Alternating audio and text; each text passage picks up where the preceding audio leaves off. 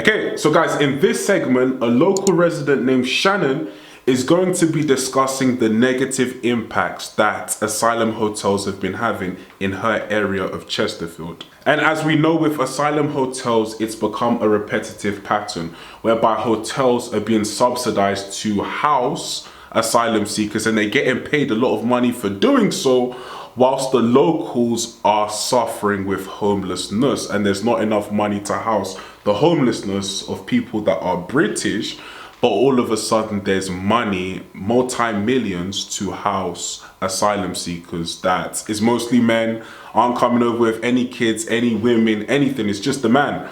And they're just wandering around and they're getting pocket money as well to be there.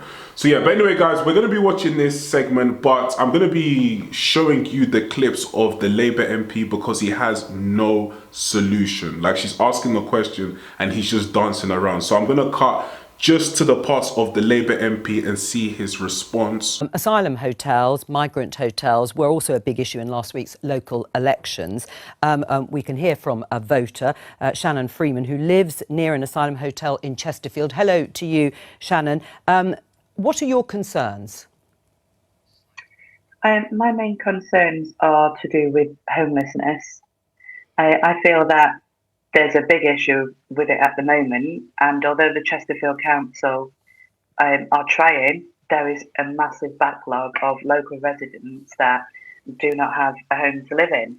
So when the likes of those at the Sandpiper Hotel are housed and fed and clothed and with no expectations of working or giving back to the society, it enrages local residents like myself. What do you say in response? We've got two politicians here amongst our guests. Shannon, what do you say, Josh, to her? I mean, the bottom line, Shannon, is that I talk about this a lot with my constituents in Makerfield, which is in Wigan, where there were two asylum hotels and there were also houses of multiple occupancy paid for by the Home Office. It enrages me too. When I see a constituent who is homeless and down the road I see a new Serco HMO that's opened up paid for by the Home Office, that's wrong, and there's no two ways about it. It is outrageous that a system has been allowed to develop in this country that effectively says to local people all over the United Kingdom, just like you, Shannon, we are, the Home Office, going to come in, we're going to take a hotel away, we're going to fill it because we failed to run our system, and in the meantime, local residents are going to be homeless. That's wrong. What's the alternative then? I mean, he articulates it very well, but what's the alternative? Okay, it's good that you can acknowledge that this is a situation that needs to be taken seriously, but what are you currently doing about it? Just lip service. But anyway, let's carry on. And in terms of what you would like our Labour MP to say to the Prime Minister, for example, what do you think the government should be doing? I think they should be treating immigrants exactly the same as they treat all of the residents of Chesterfield and elsewhere, as in they expect us to work, they should work too. It's not necessarily just a problem of let's move them out of this place and let's put them in that place. That wouldn't resolve anything. The issue is that they're being housed and they're not contributing anything to the society. Also, there's a massive difference between immigration and illegal immigration, where we've been pushed by the media that people are fleeing war-torn countries, women, children, families, and yet, such as the Sandpiper Hotel, the reason that's made news is that's I think it was a 46-room hotel, but it's full of men. So we've been lied to there. We don't know why they're there. They've been there for 2 years at least now. They don't seem to be leaving, and yet homelessness is on the rise. So I could also flip it. You'd mentioned in your discussion today about workers.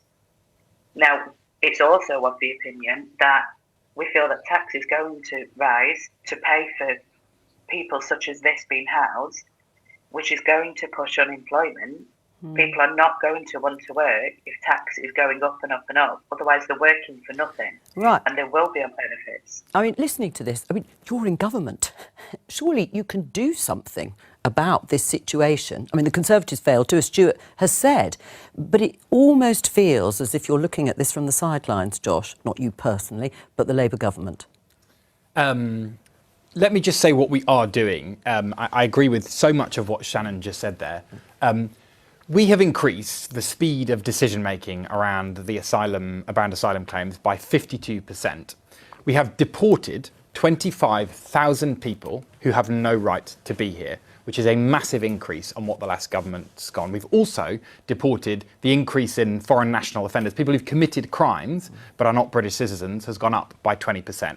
Now, all of those stats, what is that actually about? It's about enforcing the law of this country so that people who do have no legal right to be here are taken out of the country and are not staying in the United Kingdom at the taxpayer expense.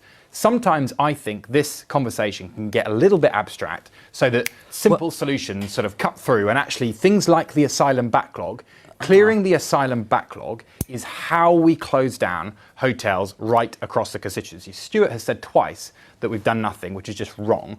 We have closed 23 hotels. No, I said you don't have a policy. Stuart, just let me finish this point. 23 hotels across the country, and we're going to close 3 more by May.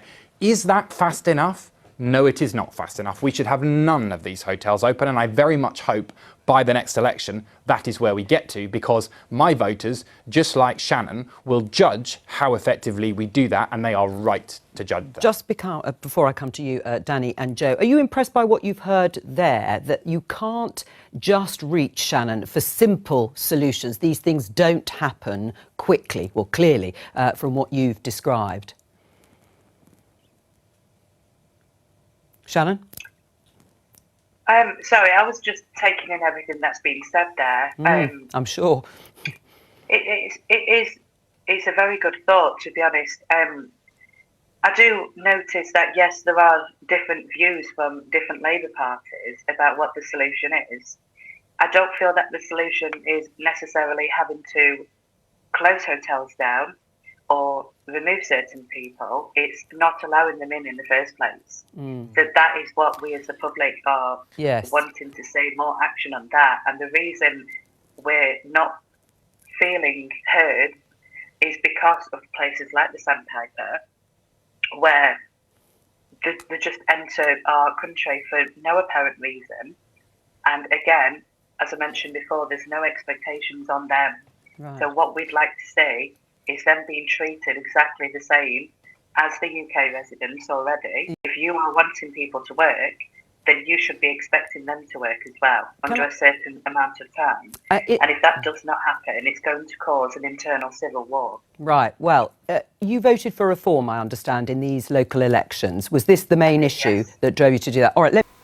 So guys, there you have it. You know, the Labour MP was basically dancing around the question and not giving direct answers. What I got from the second part of that, the first part he was articulating it very well, never said what he would do or what the Labour Party would do. The second part, he's saying, listen, these things take time. So by the next election, we'll see what kind of progress we make. And that's not good enough, because when you were running, one of your manifestos is we would smash the gangs. We'll put the British public first. We'll build on economic growth. We'll have an amazing foreign policy and domestic policy. And they failed on all of it. So she's absolutely right in bringing up her points of how come they get preferential treatment. Like, we have to work, we have to pay our taxes, but then migrants are coming over, they're being given pocket money, they're being housed in 4-star hotels. These hotels are making a ton of money, but for housing those asylum seekers, and taxes are going to keep rising for more asylum seekers to come over, for us to house more asylum seekers. So how does that work? What's really going on here? And he had no answer for that. And even though he spoke about 25,000 that have been deported, that's nothing compared to the amount that keep on appearing, the amount of boats that keep on arriving on British shores. So don't let that number fool you. More boats are arriving now more than ever. And, you know, the statistics show that. So don't try all of this 25,000. Yeah, we're cracking down. You're not cracking down on anything. Labour government have been super, super weak and ineffective. And that's just the truth, honestly. It's been so, so true. And I'm seeing a lot of Conservative voters will probably be going to reform. And that's the truth. You know, probably going to be going to reform. And if they don't clean their mess up, then they stand absolutely no chance in the next election. So yeah, we can't have Labour in again, I'm sorry. But anyway guys, that's enough of me.